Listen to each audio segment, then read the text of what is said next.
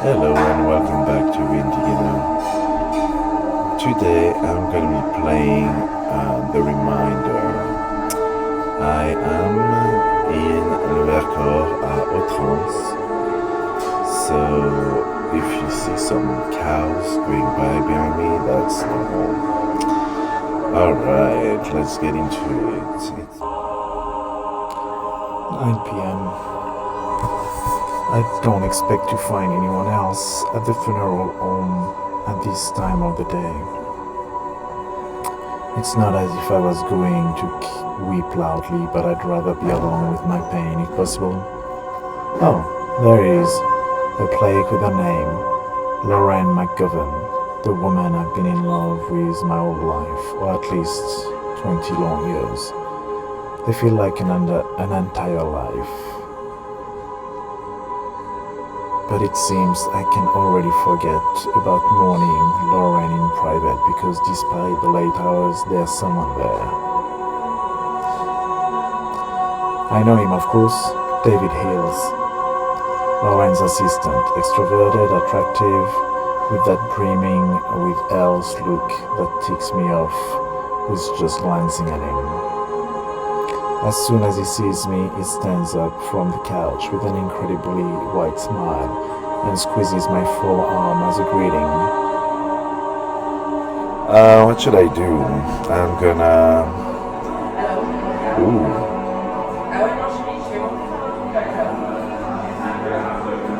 gonna pat his shoulder. I greet him back with a pat on his shoulder before politely stepping back. Emmanuel. Manu, please. Manu, how sad that we have to meet under these circumstances. I'm sorry for your loss. Likewise. So this is me, Manu, Emmanuel. This series of trite sentences makes me nervous. We are nothing. Dust we are, and to dust we will become. I do my best not to think about my own end. What's the point of thinking about something that shouldn't happen for several centuries? Uneasy, I block the thought and try to smile at David. David! Okay, he seems pretty cheaper for someone who just lost his livelihood, because now that Lorraine is gone, he's going to have to find another job. Lorraine was a freelance journalist, a regular contributor to several fashion, music and trend magazines. It was never quite clear to me what exactly David did for her, but the last few times I visited her, her assistant had moved into her home. Very convenient to have someone bring you coffee in the morning and whatever else he did. I try to suppress the sudden jealousy that sweeps over me. I didn't expect to find anyone around here at this hour. The people from the magazine were here in the morning and the friends just left me. Only the attorney and I are still here. Attorney? David nods with a knowing smile. He was going to leave a couple of hours ago, but he wanted to see you. So I told him to stay. That you would come later. Very subtle, so he knows what I am. Do you want to go inside and see Lorraine? I hesitate. Hardly anything can be seen through the blinds that communicate with the room where she lies. Only vague silhouettes if I bring my face to the glass. I think, better later. Of course, take your time. He sits back on the couch, crossing his legs in an elegant way. I sit in an armchair, keeping my distance. The attorney enters just then, interrupting a silence that was threatening to become uncomfortable. Oh, Mr. Kaczynski, excuse me. I was waiting for you, but I went to get something to drink. I I stand up and shake his hand. Emmanuel Kaczynski, pleased to meet you. Let me tell you that I was a great fan of yours in the 1990s, Mr. Kaczynski. A real pity that we have to meet under such sad circumstances. I nod my head. I guess that means he's not going to ask me for an autograph or a selfie, thank goodness. He hands me his card. It is elegant and thick, cream-colored, with an exquisite font. I am deeply sorry for your loss. I'd like to meet you in my office tomorrow, if that's all right with you. It is for the reading of Lauren's will. I nod, a little surprised. I'm aware that I was one of Lauren's oldest friends, but I wasn't entirely sure she would remember me in her will. I am touched, to be honest. It is better to get these matters closed as soon as possible. Believe me, it helped to heal the grief sooner. 10 a.m., is that good for you? If it were possible in the late afternoon, the latest I can offer you is 8 o'clock. At this time of year, it gets dark at 7 o'clock, so I tell him that sounds perfect to me. We shake hands again, and the attendant leaves. David stands for a moment, hesitating, and finally asks me, "Do you want me to stay a while to keep you company, or do you prefer to be alone?"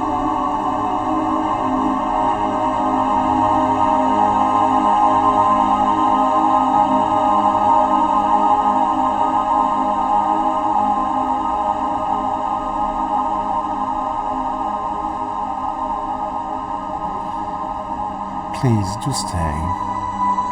I think I would feel even worse if I stayed here alone with my thoughts than Lauren's corpse.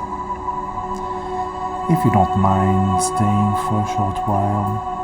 "Of course not. I wouldn't have offered otherwise. I'll try to make it quick."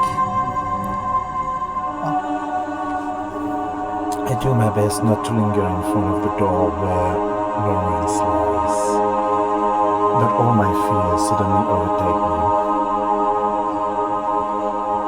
Death, the end of everything. Lorraine, lost forever. What am I to do with all eternity in my hands if she's not there? I stifle a sob and finally going to say my goodbyes. To my surprise, when I walk into Lauren's attorney's office the next afternoon, David is there. What a surprise, David. The attorney shakes my hand and gestures for me to take a seat. David smiles at me as if to encourage me. Anyway, it's normal for him to be here. The truth is that I was expecting more people. Excuse me? Did you only summon David and me? That's right. Actually, the reading of the will only take a few minutes. It will be a very brief affair. Mr. Kaczynski, Miss McGovern bequeathed her entire estate to her daughter, Liana McGovern, as expected, with the exception of some property of sentimental value and a monetary amount for you, Mr. Hills. David nods calmly, while I stare uneasily in my chair. Where do I come into all this? What am I doing here? Miss McGovern left a trust in place to take over the guardianship of her daughter and the usufruct of her estate until little Liana came of age. His eyes bore into me. You, Mr. Kaczynski, are chosen to be the legal guardian of Liana McGovern. You also inherit the use and enjoyment of her home and all other properties, as well as immaterial ones, except for an amount that is established as inaccessible until Liana's coming of age. I shake my head in disbelief. Why me? I'm sorry, Mr. Kaczynski, I do not have the data to answer you. In the last few years, we didn't see each other very often. There has to be someone better than me, someone closer to Lorraine. I turned to look at David, who doesn't seem at all surprised. David, did you know something about this? Maybe she mentioned something to me just in passing. But why? Why does that mean, am I Liana's father? David's look becomes sad and his voice cautious. I'm sorry, Manu. Lauren never wanted to tell me who Liana's father is. Just like me then, I always had the suspicion. The dates fit. Manu, I'd like to help you a little with the girl. She usually lives in a boarding school, but I called her so she could say goodbye to her mother at the funeral. I guess she'll need to stay at home for a few days before returning. I don't know if you two have much of a relationship, so I might be able to give you a hand. Are you still living at Lauren's house? David bites his lips and lets out a chuckle, as if he had been caught red-handed. I promise I will leave as soon as possible. I wanted to ask you to give me a few days to look for an apartment. Everything has happened so suddenly. Sure, I understand. Stay, no rush. The truth is, I don't know how I was going to take care of a 9-year-old without him, so he's offered a relief. At that time, both Lorraine and I were recipients of William, my future sire.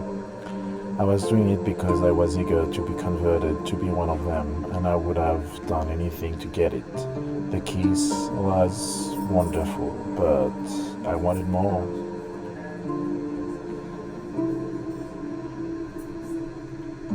Lauren was fascinated by vampires, but she always disappeared for a while whenever her addiction to a sire started to get too strong. I thought once William gave me the hug and turned me, she and I would be bonded forever. Her reaction could not have been more opposite.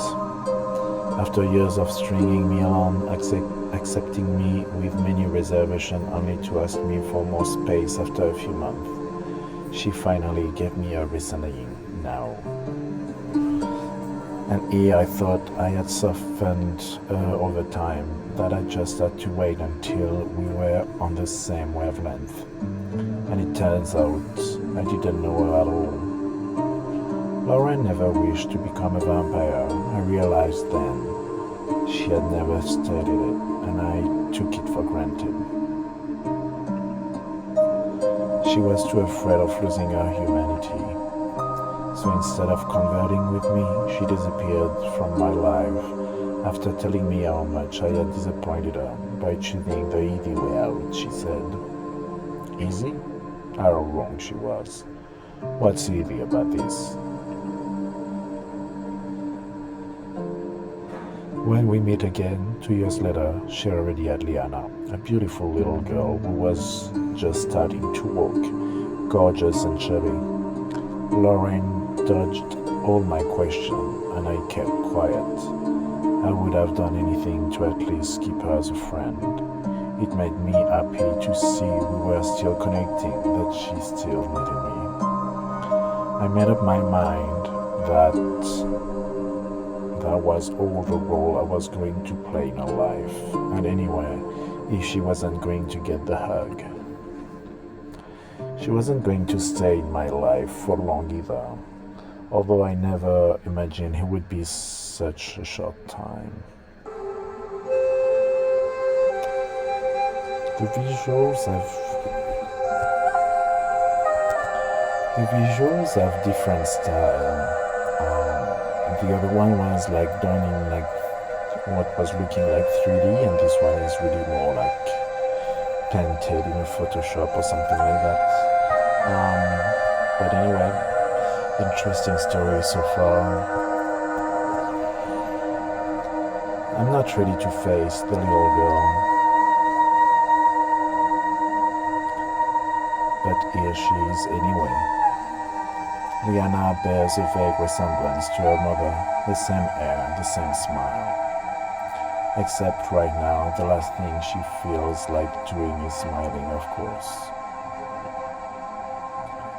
Hi, Liana. You have grown so much.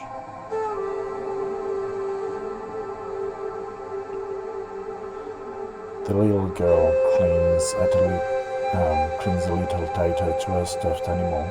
Oh my god, I have no idea what to say to her. This is going to be a disaster.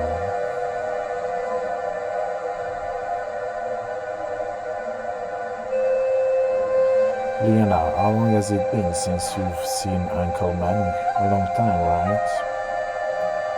The little girl nods her head and looks shyly at the floor. But you remember me, don't you? Remember when we went to the zoo a few years ago? She nods again with a smile like grimace. Well, that's something. We're making progress. David pulls up a chair and sits down across from the girl and gestures for me to do the same. Liana, I told you yesterday that we're going to take a few days off before you go back to the boarding school. What I didn't tell you is that Manu is going to take care of you from now on, whenever you are here at home. The little girl raises her head in alarm. And you? David lets out a knowing chuckle and shrugs his shoulder. I will visit you, but right now I'll have to look for another job and another house. No, I want you to stay. David looks at me for a moment.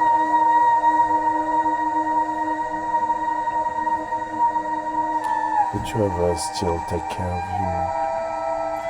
David smiles at me warmly and continues my sentence.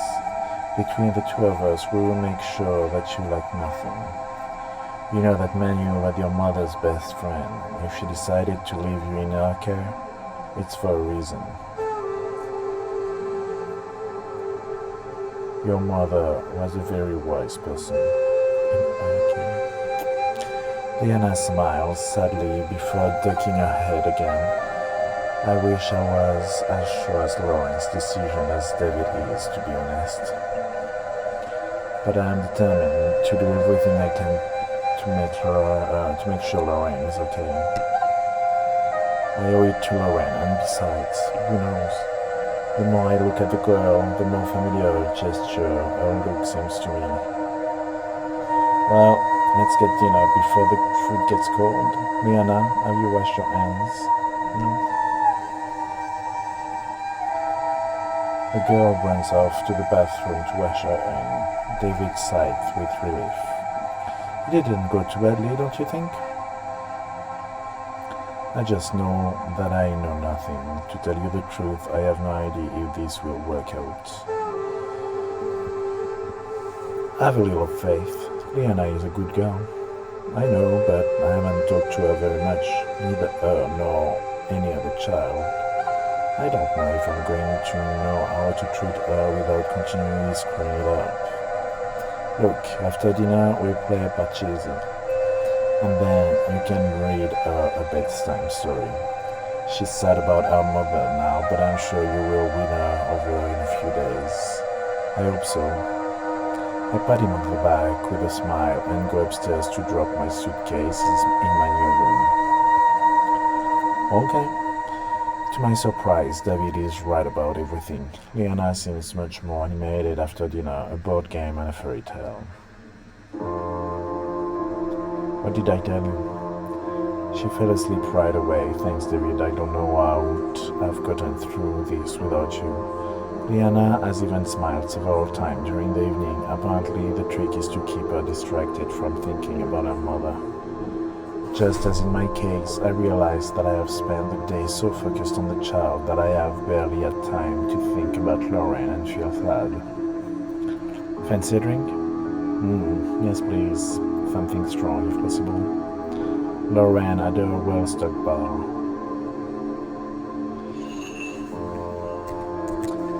Now Now I feel bad not intervening in the previous chat because I guess that would have been good to have David stay in the place and take care of Liana as well. We could have been our daddies, you know. He winks at me and pours 2 mixed drinks.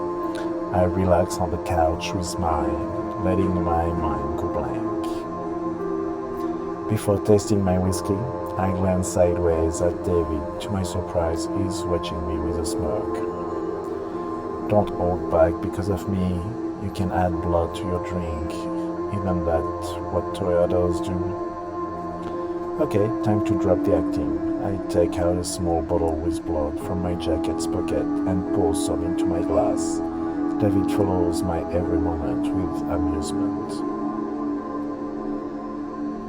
The scent of his blood, warm and fresh, invades me for a moment.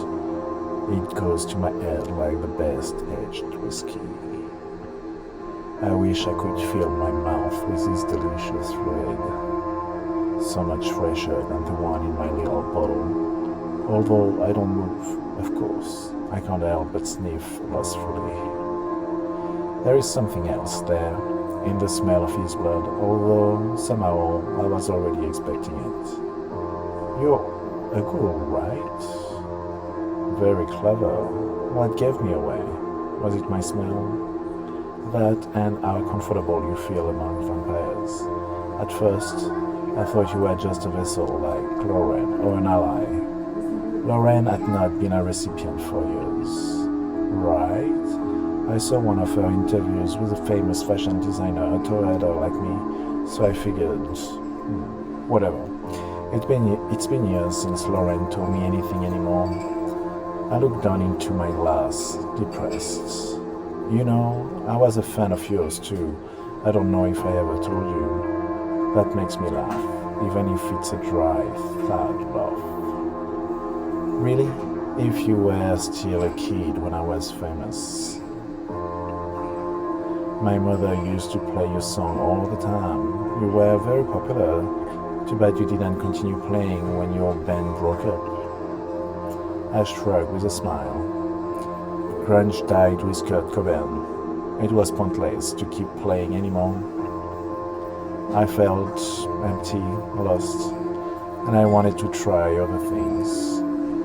Was it around that time that you met Lauren? She told me she saw you for the first time at one of your concerts, but she didn't give me the details. Yes, she interviewed me for a magazine. It was a disaster. I was drunk and half my group was too stoned to answer questions. But then he came back to see me after another gig and we started talking. I think she was only able to publish an interview with the whole band 2 years later when we were already on the verge of splitting up. A shame, I insist. Maybe. I feel comfortable with him, but I sense that there is something he's not telling me. Apart, of course, from the fact that I'm uneasy about not knowing who his sire is. It could be dangerous. There's something else, right?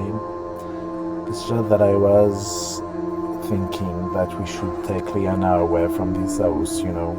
Too many memories. He's right about the memories. Even I find it painful to sit in this living room without Lauren sitting on the couch in front of me, asking me to play something on the piano for her. Any suggestion?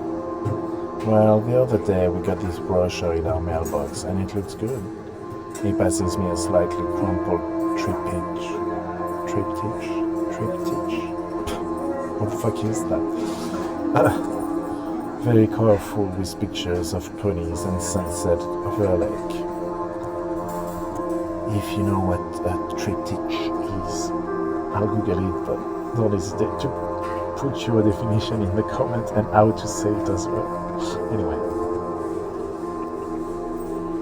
there are cabins on a lake with family activities, pony rides, archery, canyoning, and local crafts. Sounds good, but a little difficult for me, don't you think? That's my cue. I can take Rihanna out for activities, keep her busy, and in the evening we can all have dinner together. That way you can spend some quality time with her before she goes back to the boarding school. Creating links and all that. Sounds good to me. We can go in a few days? He tenses up at my words. Why not tomorrow? Why wait? What a hurry. There's something else here, it's clear, but I'm too tired to cry. If it's okay with you, go ahead. I'm exhausted. It's been a long night. I think I'll turn in early. Sure, take a rest. I'm going to sleep now. Tomorrow, as soon as I get up, I'll make preparation to go to the lake. I nod my head, tired. So much energy. I must admit that having an assistant is very, very useful. Oh wow.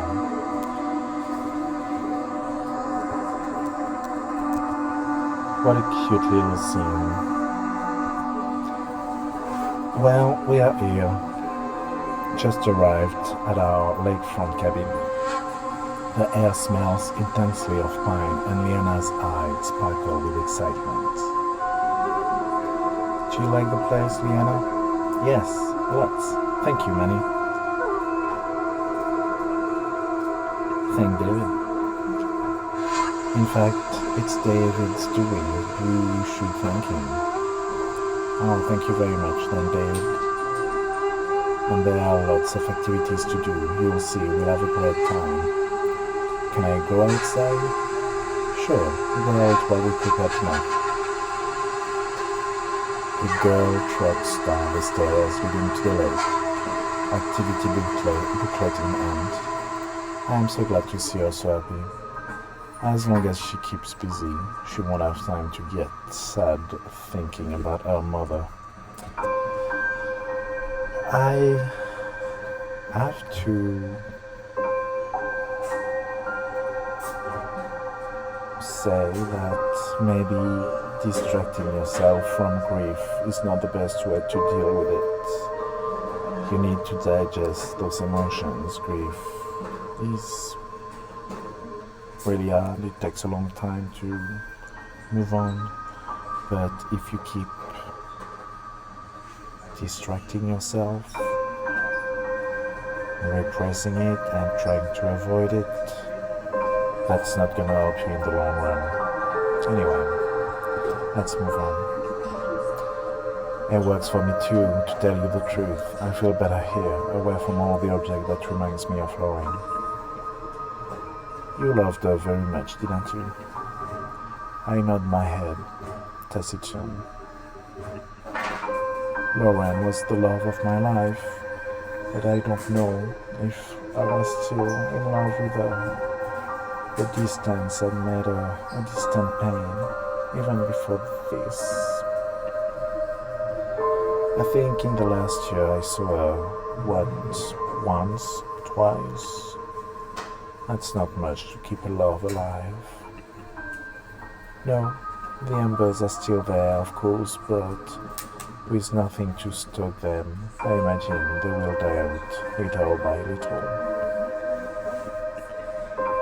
Let's get dinner ready. We just got up, but I'm starving.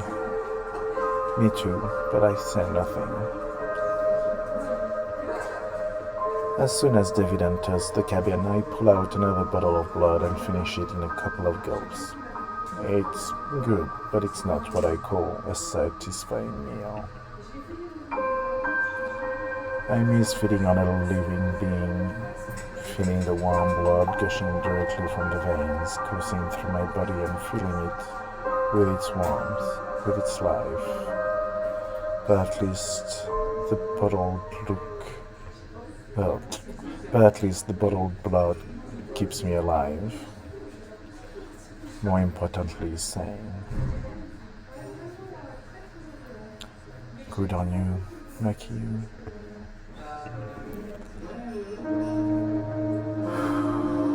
Night covers the lake like a blanket. David and I put to bed a sleepy Liana who mumbles in her sleep something about ponies. At last. What a long day. I'm sorry you had to take care of all the arrangement on your own, but yeah, those are the downside of living with a vampire. My heart skips a beat at his word. We have different working hours. Well, I'm sorry. Tonight I'll leave the food ready for tomorrow in the fridge so you don't have to cook and for Liana and yourself. I will feel less guilty knowing that I'm doing part of the chores. The vampires will cook. Can I trust you not to poison us? I've only been a vampire for 9 years. I still remember how to cook. Well, I'll have to trust you and give you a chance. We pour some scotch and sit on the porch. The moonlight turns the landscape into a magical, otherworldly place. Do you like it here? It's great, and Liana is going to have a great time. I look into his eyes. We're sitting so close that I can feel his breath against my face. He's so full of life, of health, of warmth. For a moment, my mind gets foggy and I have to count to 5 to focus again. The temptation to feed on him is powerful, but David already has a sire. I don't want to get him in trouble. As if reading my mind, David breaks the silence and comments. You have been going unnoticed for many years. You used to produce music before when you left the band, right? What do you do now? Oh well, like you said, I try to go unnoticed. There are times when someone stops me in the supermarket or in the street to ask me for a selfie and they are surprised at how long I look. And that's now. Imagine a few years down the road. Así que aún escribo música, pero ya no produzco. Can you sing me something of yours? My face twitches, I can't help it. David catches on, of course. What's wrong? Did I screw up? No, I'm sorry. It's just that Lauren used to ask me to sing and play for her. I'm sorry, really. It's not your fault, it's just... I make a vague gesture with my hand, unable to specify more. David looks down, very serious, but he doesn't seem upset with me. Thank goodness. I understand Lauren was a very hard pill to swallow. I miss her too. I look at him warily for a moment, and what I thought about him when I saw him at the funeral parlor comes to mind. To my surprise, there's no trace of jealousy in my thought, only suspicion. We didn't have that kind of relationship, if that's what you're thinking. Lauren lent me a hand when I was at my worst, and I will always be grateful to her. Not only that, but she gave me a job, a home, and food. She was a very special person. Yes, she was the best. We drink to Lauren, we stand in silence, watching the lake until David begins to yawn. You are tired, you don't need to keep me company, really. What are you going to do? What I usually do every night. Compose music, read, browse the internet. Come on, go to bed at once. It's alright, I just wanted to let you know that. He persists for a long moment. I raise an eyebrow, encouraging him to continue. He stifles a yawn and gives me a tired smile. That I am here for whatever you need, for everything you need. Whoa. I stare at his jugular as he gets up to leave. Because that's what he was offering me, right?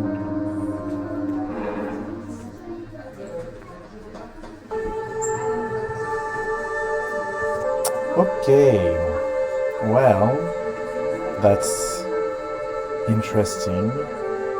I don't know where the thing is going, but It looks interesting. I'm gonna leave it at that for now. It's been probably an hour of gameplay with the other two parts, maybe like 45 minutes. But I need to go, so I will wrap it up at this time for the reminder, and I will move on to the next beat and see you another time. I need to find more games to play because this one was the last one that I downloaded a few weeks ago. So I will need to find some new games to play, but I'm kind of tempted to keep on playing this one too. There's just too many cool story games. There's just so much. But on this note, thanks to my patrons who are supporting me during this transition and this creation. There's plenty of cool things happening where I am, and hopefully I'll be able to keep pushing and developing all that stuff with your help, and keep playing, keep building, and keep educating. On this note, have a good day, have a good week, and I'll see you later. Bye.